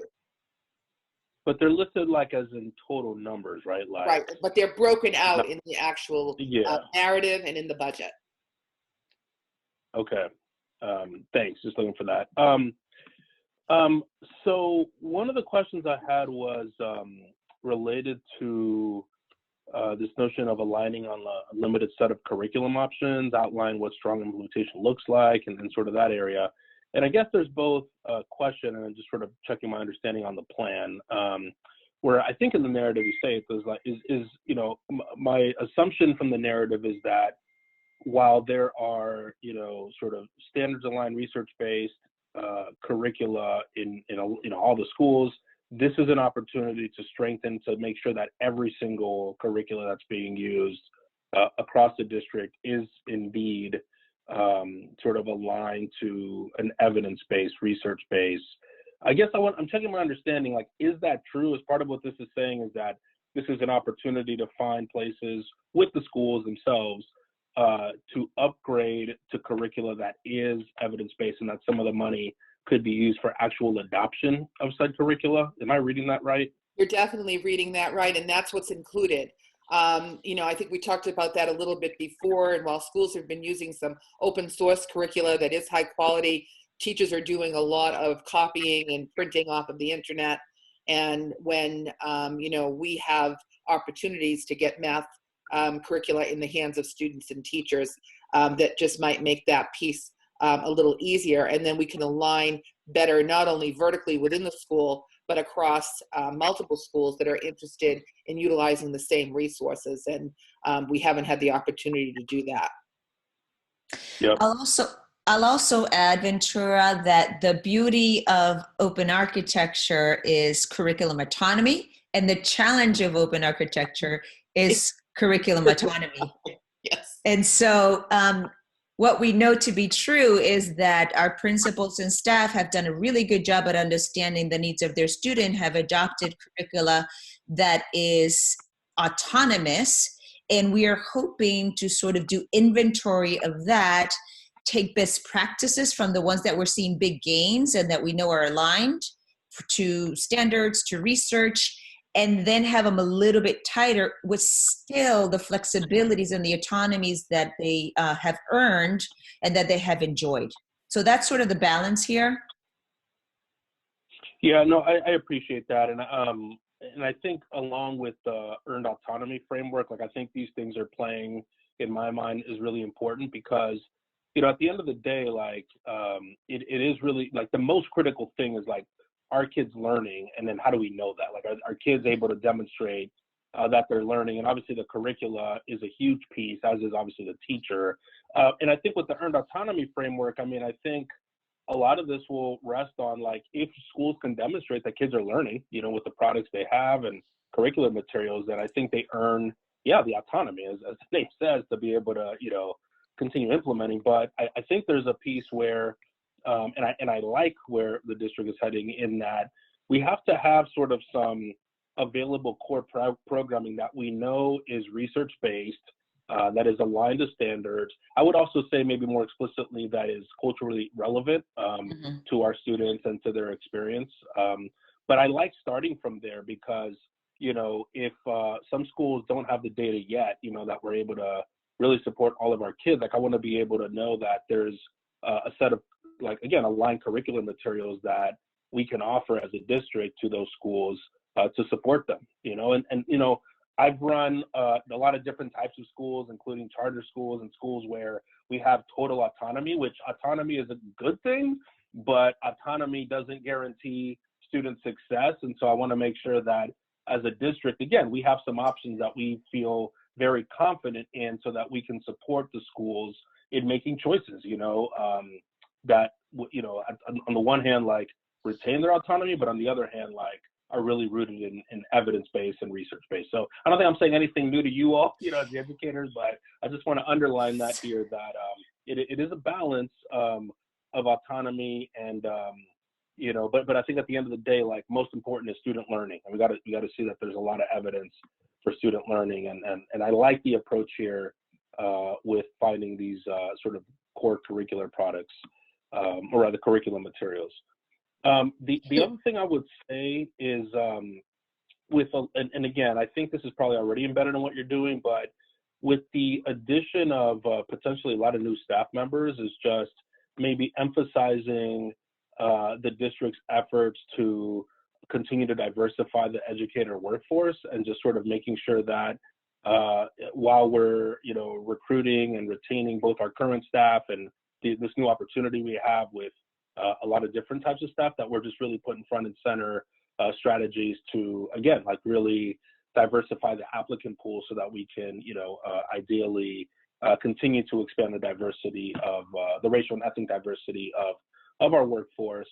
And again, like, all in spirit of both the research base that shows the impact of teachers' racial and ethnic diversity on students of color, but then also just this notion of, like, cultural relevance and continuing to support all of our educators, no matter, their race or ethnicity, on really making sure that they're able to understand, connect with the communities, the cultures, that we're lucky to have in our schools. So I think I would just recommend maybe emphasizing that a little bit more throughout the document.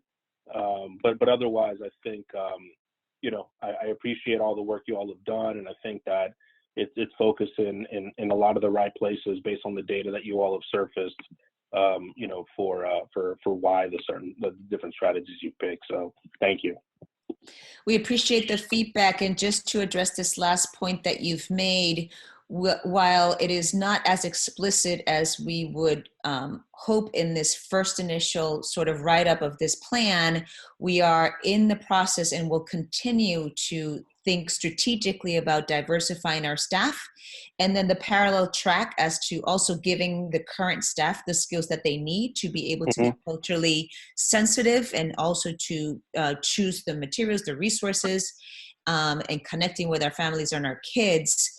So it's both. It's that parallel track of when we add new staff member, that the priority is that they look like our kids, they understand the culture of our students, and then that the current staff continues to develop their skills to have that cultural sensitivity towards our kids. Yeah, and I just want to, completely, you summarized it perfectly. So nothing to add there, but just for me to emphasize that, again, like, educators of all races are being successful with our kids, and I appreciate that. And I think your point of continuing to offer resources and expand abilities to connect with students, the cultural relevance, I think is really, really important. And even when we did the superintendent search, and when we would communicate with families and sort of get their feedback, one of the things that just came up through that whole process is we want to diversify and have even more kids, or teachers that look like our kids. So I just want to bring that back up. That it's definitely something we've heard from different segments of the community just during various community engagement processes. We agree. I just want to also address, I don't know if you had additional questions, Ventura? I'm actually good, thank you. Okay. To address the question. Delivered to me, so just so you all see it. Oh, you're lucky. Full service over there in the Ventura home. Yep. Just to address the question in the chat, which is how can you do both centralized curriculum adoption and school autonomy? So, the high quality professional development that you see embedded in this plan is an opt-in model. And our strategy here is to narrow down the choices in curriculum, as we had just mentioned, that are standards aligned and research based, so that then they can have the autonomy within that menu of narrowed down curriculum. And that's how we sort of reconcile autonomy and sort of guidance at the same time and support. I think this also dovetails really nicely with the work that's going to be happening with the Earned Autonomy Framework, right? And so you all will be also supporting and helping us decide if we come forth to you and say, you know, the following 2 schools are in danger, I'm going to use, or at risk for losing autonomy and curriculum, that we have backup and we have support centrally that say, don't worry, we're going to sort of give him this additional layer of support. So in an environment like that, do you use less money of the 7.2 and move it someplace else, or is that just something kind of sunk cost regardless? It's a good question. I'm not sure what the trade-off would be, or what, you know, how that moves funding. That's fair. Great. Julia Silverio?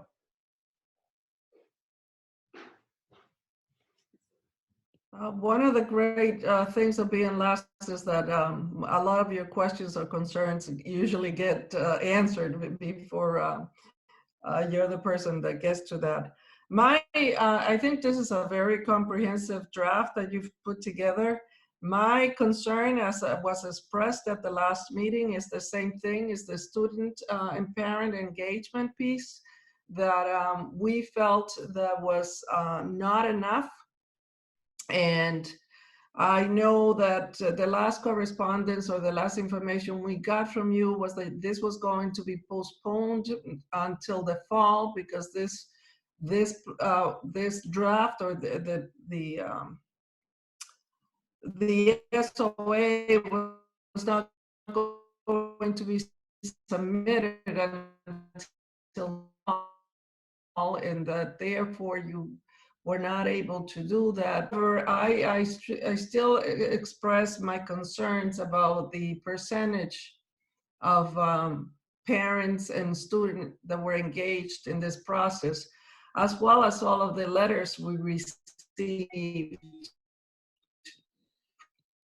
prior pertaining. Like to get an update. What will be done in order to increase the participation of the parents and the students before this proposal goes in? I know that we want to be able to send it in as soon as we can, but without that piece, I feel that we are missing a part of the puzzle that is pretty important. Sure, we're happy to relook at the original engagement stakeholder timeline and groups and amend that and bring it to you all for your approval. That is the only item that I'm concerned with this at this point. But let me just also chime in here, Julia, and just say, you know, we're still going to seek clarity from DESE on the ability to amend the application later to see if that is a possibility once that family surveying is completed. And I would just say within that to recognize Pat's point as well. Under that scenario, what we would do is submit the application at the earliest recommended time, ideally with an understanding from DESE that if our family surveying comes back with different priorities, that we would then amend the application later. And we want to seek guidance on that. I want to report back to the board on the feasibility of that at the May meeting, but I just want to say we still hold that open. Superintendent and I have also had discussions about incorporating some of what was learned through the LCW surveying and presenting that to the board in the May meeting. Because there were a number of families who responded to a survey that was not quite aligned with SOA, but had a lot of useful information. So we continue to work on ways to get the board more information and get people comfortable with the vote, because I do tend to fall on your side of the fence on this one. And so my hope is to have more clarity on this when we get to our regular May meeting. And we know that DESI's not going to give us additional guidance before May 15th, or at least that would impact that May 15th filing date. We know we're going to get a little more cushion beyond that.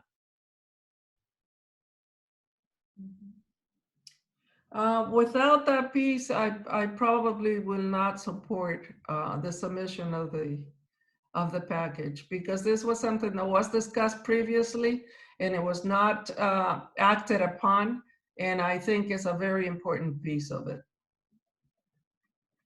Gotcha. Understood. All right, I've got some questions, Superintendent, on this. I just want to say, so I think similar to Julia and others, like the areas that I had flagged got picked up before, and actually I really appreciate the clarity on things. I had questions about the balancing of school site autonomy with the curriculum plans. It makes good sense to me what you discussed,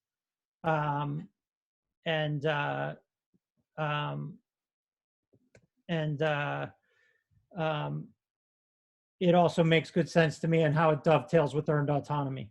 And this idea that having these evidence-based practices in place, don't have to be in contradiction with open architecture, and can not only help schools that are choosing to use them, but also become a really powerful tool when you've got schools that are struggling and under earned autonomy, would then have some of their autonomy pulled back so that you can deliver interventions centrally. So I had questions on that, but Ventura and Rivera raised those, and I appreciate all the answers.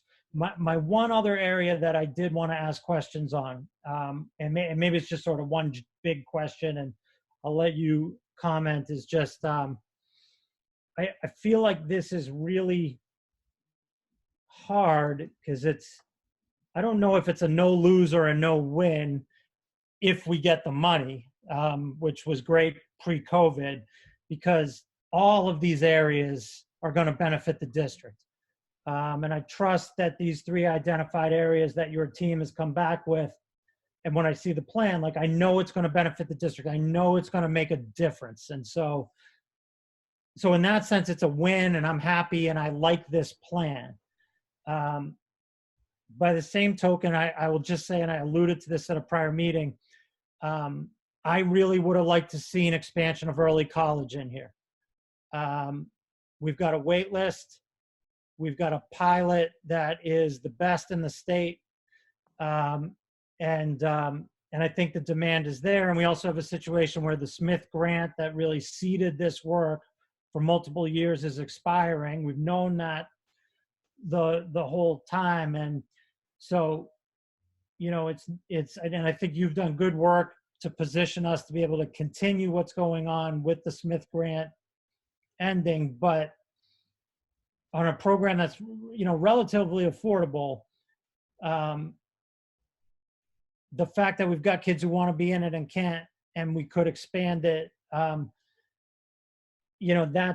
something I really want to understand before I get to the place where I can vote on this. But I just want to be clear, at the same time, I can't look at any part of your plan and say, we shouldn't be doing this, we shouldn't be doing that, we shouldn't be doing that. Like, it's all good things, and I understand the priorities are difficult to determine, but I do just want to bring into the public realm here and get your thoughts and perspective on where early college fits in and where early college expansion fits in. Sure, yes, thank you. I'm going to have Maricel jump in and share with us where we are currently, so that gives a little bit of context, what we've learned so far from our initial cohort that is currently now enrolled after they experienced early college, and what we're thinking in order to expand this. Thanks, Superintendent. So for early college, our current enrollment numbers for this school year is 281 across 2 schools. So we have 281 students participating. Those are juniors and seniors. We are expanding the program for next year to serve 304 students. So where early college stands is that we will continue to expand the program by testing as many students as possible. I'm sorry, Marisol. Can you just go back to the beginning on that? I lost the first part. I'm sorry. Okay. The first part was the numbers of students who participate in the program. So this year it was an average of 281. And next year we're projecting 304 students participating. So that's over 20, that's an additional 23 students. We designed an assessment that was more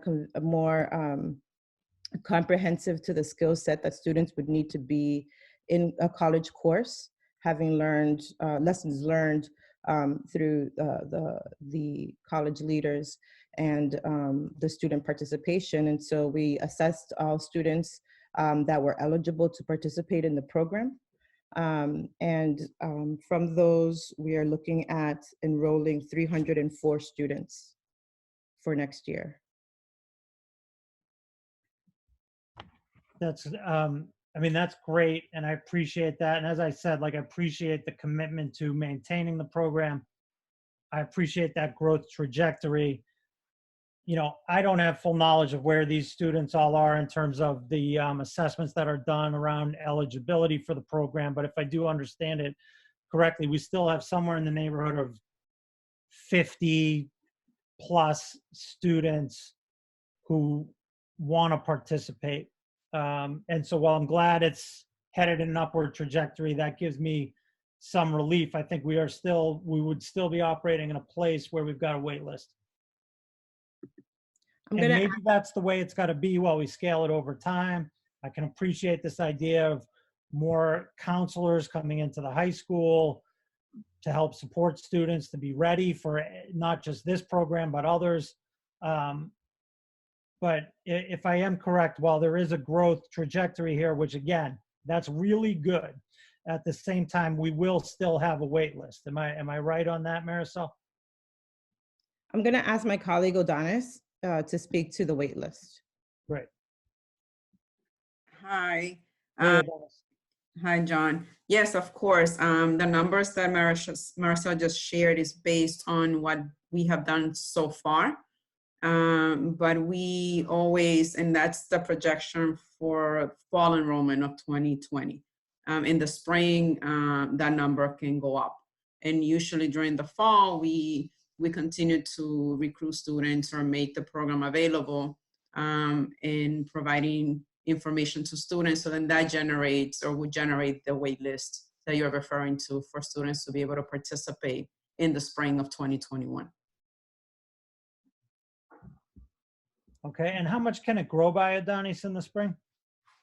That number, John, I mean, I cannot give you a straight answer. I think it goes without saying that we are, through this remote and virtual experience that we are going through right now, we are working really hard to be able to work with students and families to get them to complete the necessary paperwork that we need for both of our partners to be able to, for them to participate, as well as information for us to have for the program. So that would depend on how much we can continue to harass, for lack of a better word, our students to get their information back to us so that we can have that 304 number. But I mean, our projection can be our growth in the last 3 years between semesters is anyone between 10 to 20 to 30 students. It really depends on, you know, on the number of students. It's fair to say that the 304 number that you see projected for next year, that's including students from the international high school, which speaks to the growth and the expansion of this program. Gotcha. That's really helpful, Adonis. And if you can give us any pertinent update on those numbers for our regular May meeting, that would be helpful as well. Of course, I'd be happy to. Thanks. I really appreciate it. And I know that's just another example of all the, crazy stuff you've got to deal with, LPS has to deal with on, with COVID and all these changes in everything that we do. John, if I could add some lessons learned along the way and where we see the support for the early college program expanding is through the social emotional staff support. Students who are currently enrolled in 2-year, 4-year colleges that were early college participants have reported that they would have done a lot better if they had some social emotional supports along the way. Currently we have many students who are struggling, who are in the early college program with mental health. And so we feel that if we have a strong comprehensive program that supports our students, not only social, emotionally, and mentally, but also in their race, culture, and identity, when they do go on to 4-year colleges, they'll be at a much stronger place to overcome a lot of the kind of social barriers that come to play when you're in a when you move from a campus that's majority minority to a campus that's majority white. So that's where we see the funds from the SOA supporting the early college program. So we can really start with students building those social emotional learning skills. I really appreciate that point, and that's really helpful context and good food for thought. So thank you, Marisol. You're welcome. All right. So at this point, what I will say is this: we're not voting today, and that was never the intention. This was for us to give feedback to LPS as they continue to work on this application. We know that the earliest DESE will accept applications is May 15th, but we've been told not to submit at that date and that we are waiting for additional guidance, but we should be ready to file as soon as that additional guidance comes, which would presumably be in late May or sometime in June as the fiscal picture for next year becomes clearer. So what it's my intent to do at this juncture is put this on the agenda at our regular May meeting on May 13th, at a point at which will be sort of a last call for comments and feedback from LAE, a point at which we will address this question around the family and student engagement, which we've been talking about all along, which Julia rightly raises tonight, and hopefully have a little more clarity at that point that can give people comfort, but if not, we'll have a discussion that night to figure out what to do.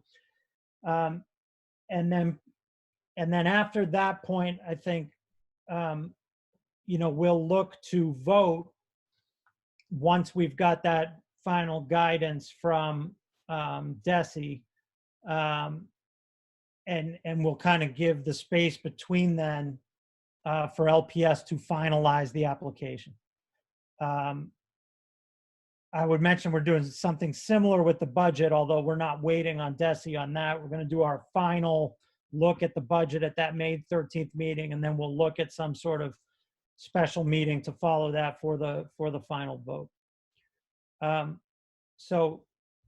That said, I will do a last call on SOA comments, feedback, questions, concerns from members, and recognize you'll get another opportunity at the May 13th meeting, but I'm going to do a final call for tonight's meeting. Julia, any other piece you want to add on SOA tonight? No, I'm all set. Thank you. Thanks, Julia. Ventura, any last piece on SOA tonight? No, I'm good. Thank you. Great. I think Mayor Rivera just had to go to his next meeting. So I will go Patricia Mariano. Any final comment on SOA tonight? No, I'm all set. Thank you. Great. Noemi Custodio-Laura, any final comment on SOA tonight? No, not at this point. Great, thanks. Superintendent, I'll turn it over to you for any final thoughts, comments on anything before I adjourn the meeting. Yes, thank you. So we really appreciate your thoughtful questions this evening on all matters, especially on SOA.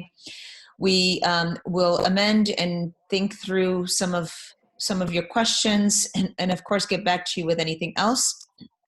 Please feel free to reach out to us with any lingering thoughts, of course, as always. And I want to thank my team for their amazing work on this plan. Great. Thanks, Superintendent, and thanks to your team for everything they put together tonight. And again, I would just reiterate for all the hard work on the SOA plan. I like the plan. I can't argue with any piece in the plan. For me, it's just questions around these other pieces, but the plan itself looks very good to me. With that said, I'll just remind everyone our next scheduled meeting will be our regular monthly May meeting on May 13th. And at this time, Chair would entertain a motion to adjourn. So moved. It is moved by Member Silverio. Do I have a second? Second. Seconded by Member Mariano. All those in favor say aye. Aye. Aye. Aye. Those opposed? The motion carries. At this time, we are adjourned, and huge thanks again to Dave and Joan and everyone who has helped to make these remote meetings work so smoothly. Really appreciate it. Everyone have a great night. Thanks a lot.